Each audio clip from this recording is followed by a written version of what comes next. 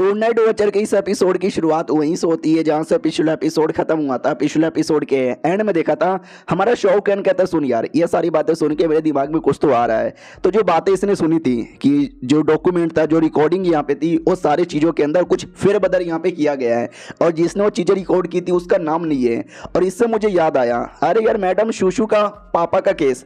अरे मैडम शूशु अपनी भूत अरे भूत का पापा की मौत हुई थी। कहीं ऐसा तो नहीं यार, कहीं ऐसा तो नहीं जो मुझे लग रहा है इन दोनों केस का आपस में कोई कनेक्शन है। और एक सेकंड ये केस के बारे में मैं एकदम भूल गया था, मेरे दिमाग में बिल्कुल आया ही नहीं था। हाँ मैं केस सॉल्व करने के लिए इंफॉर्मेशन पता कर रहा था लेकिन अचानक से जब मेरे भाई ने ये बातें निकाली तो जाके मेरे दिमाग में आया, वरना मेरे बातों से ये निकल चुका था यार इसके पीछे किसी का हाथ नहीं ना है। क्योंकि इससे पहले हमने कई बार देखा है कि बंदे लोग लिटरली सबका मेमोरी यहाँ पे मिटा सकते हैं। याद है ना जैन भाई ने भी ऐसी किया था, कई लोग की मेमोरी यहाँ पे मिटा दी थी। मेरे साथ भी तो कुछ ऐसा नहीं ना हुआ है। सुनो यार सबसे आसानी से सबसे अच्छे तरीके से वो जो रिकॉर्डिंग है ना चेक करने का तरीका क्या हो सकता है। वो भी कहता है कोई सीनियर होगा उससे जाके इंफॉर्मेशन मांग लो मिल जाएगा। हमारा मेन कटर भी कहता नहीं यार किसी और से इंफॉर्मेशन नहीं मांगना, कोई और तरीका है जिससे डरे कुछ कर सके। जो सुनते ही छोटा भाई कहता है द मिनिस्ट्री ऑफ पर्सोना। यार ये लोग ना चेक कर सकते हैं क्योंकि इनके अंडर में सारे के सारे डॉक्यूमेंट यहाँ पे आते हैं और उनके अंडर के जो ऑफिशियल लोग हैं ना ये सारी चीजें मेंटेन यहाँ पे करते हैं। लेकिन जहाँ तक कि तुमने अपनी इज्जत यहाँ पे बनाई है पब्लिक में, पब्लिक बड़ी इज्जत करती है लेकिन ऑफिशियल लोग ज्यादा तुम्हारी इज्जत नहीं करते और आजा तो बिल्कुल भी नहीं करता। ऊपर से तुम नाइट वॉचर थे अब तुम नाइट वॉचर भी नहीं रहे और नाइट वॉचर वालों को भी चेक करने का मौका नहीं मिलता। इन शॉर्ट तुमको चेक करने का बिल्कुल भी मौका मिलेगा ही नहीं। तुम्हारा शौक कहने कहता यार तुमने अभी अभी बोला मिनिस्ट्री ऑफ पर्सोना, ये तो वही मिनिस्ट्री है ना जहाँ पे मिसेस वांग के अरे पापा भी काम करते हैं, वहाँ के मेन मिनिस्टर है और वांग के साथ तो तुम्हारा चक्कर यहाँ पे चालू है ना।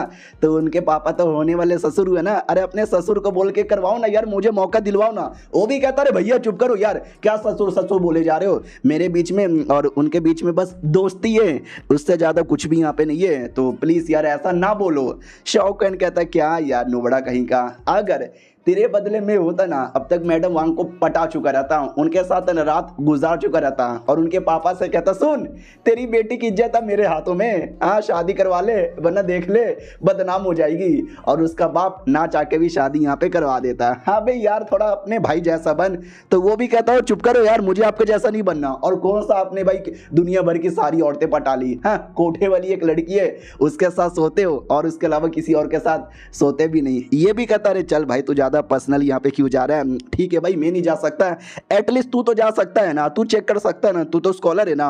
वो भी कहता हाँ मैं चेक कर सकता हूँ, डोंट वरी आपके लिए चेक करके यहाँ पे बता दूंगा। तो हमारा मेन कट्टा के दिमाग में आता चलो यार बहुत ही ज़्यादा बढ़िया, लेकिन लेकिन लेकिन ये जो मिनिस्ट्री ऑफ पर्सोना जिनके अंडर में डॉक्यूमेंट आता है, हमारा वाई गोंग भी चाहे तो जाकर डॉक्यूमेंट चेक नहीं कर सकता क्योंकि वो जो मिनिस्टर वांग है उनके साथ वाई गोंग का बिल्कुल भी यहाँ पे जमता ही नहीं है। काश यार जम जाता तो मजा यहाँ पे आ जाता। अरे उससे मुझे याद आया चूज वो नाम के किसी एरिया के बारे में सुना है। वो भी कहता चूज वो ना यार ऐसा भी कोई एरिया है क्या, मैंने कभी इसके बारे में कुछ भी नहीं सुना है। हाँ लेकिन देख लो यार कई बार ऐसा होता है कि पहले नाम कुछ और होता है लेकिन बाद में उस एरिया का नाम चेंज हो जाता है, या कई बार एक ही एरिया है लेकिन एक एरिया को कई अलग अलग नाम से बुलाते हैं, जैसे कि इंडिया भारत हिंदुस्तान, वैसे ही हो सकता है। आपने क्या नाम लिया चूज वो किसी एरिया का नाम होगा, लोग किसी और नाम से जानते हैं शायद, मुझे कुछ ज़्यादा डिटेल में पता नहीं लेकिन तुम्हारे लिए पता करने की कोशिश करूंगा कि चूज वो कहाँ पे पड़ता है। तो ये भी कहता है चूज वो वही एरिया का नाम है। याद है ना आत्मा से हमारे मेकट ने पूछा था तो आत्मा ने बोला था कि इस एरिया में हम लोग सब रहते हैं लेकिन वो एरिया है ही नहीं, इसलिए अपने भाई से पूछा, भाई ने तो बोला चेक करके बताएगा, देखते हैं कुछ पता चलता है कि नहीं पता चलता। अब आते हैं अकेडमी के अंदर जहाँ पे लेक्चर हो रहा था और सारे स्कॉलर इंक्लूडिंग हमारा छोटा भाई लेक्चर ले रहा था। तो काफ़ी सारी चीज़ें डिटेल में बताई जाती है, जैसे उसकी औकात बहुत ज़्यादा है, उसने याद है कि इंपेरियल कॉलेज में टेस्ट पास किया था, शौकन की इतनी इज्जत हो गई, शौकन का भाई है तो ऑटोमेटिक इज्जत बहुत ज़्यादा बढ़ चुकी थी।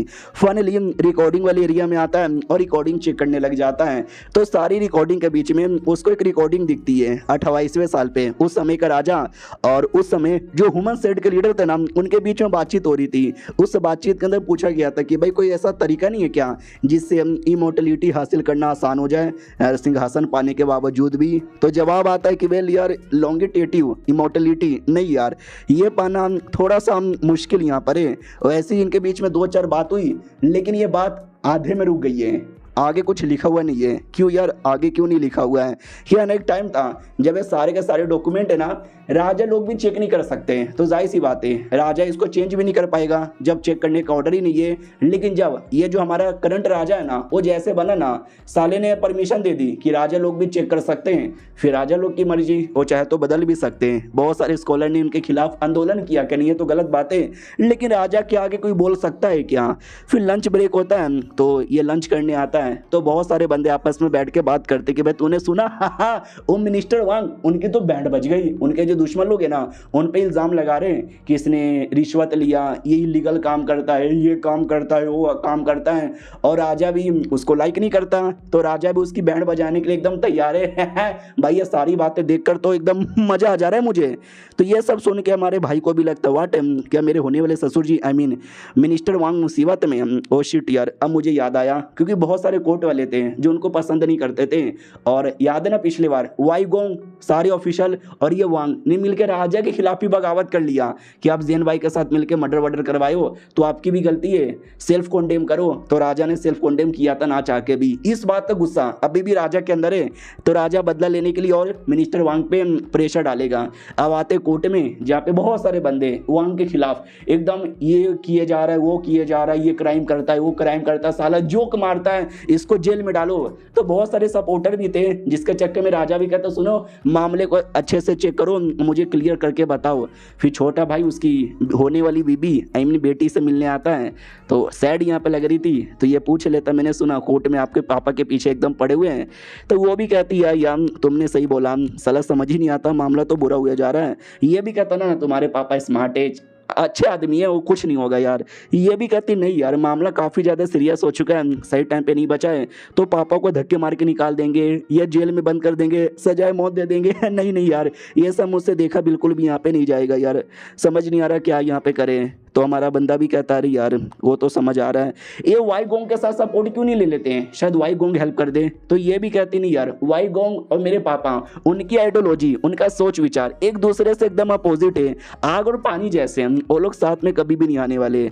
तो भाई भी मुंह लटका लेता है कि अरे यार मेरे होने वाले ससुर आई मीन मिनिस्टर वांग को कुछ हो जाएगा तो मुझे भी बुरा लगेगा, लेकिन मैं क्या करूँ मुझे भी समझ नहीं आ रहा।